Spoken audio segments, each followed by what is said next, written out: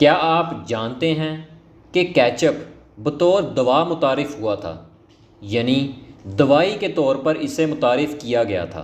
السلام علیکم ناظرین، لیجنڈ وائس میں خوش آمدید۔ امریکی ریاست سے تعلق رکھنے والے ڈاکٹر جان کک نے 1830 میں ٹماٹو کیچپ نامی دوا کا نسخہ تیار کیا۔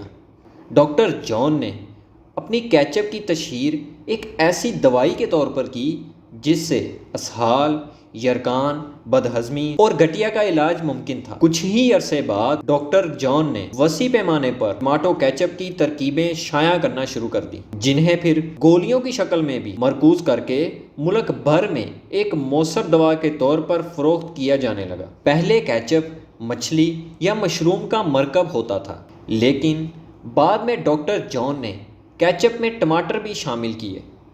ٹماٹر کے اضافے کا مقصد وٹامنز اور اینٹی آکسیڈنٹ کی بڑی مقدار کو اس میں شامل کرنا تھا۔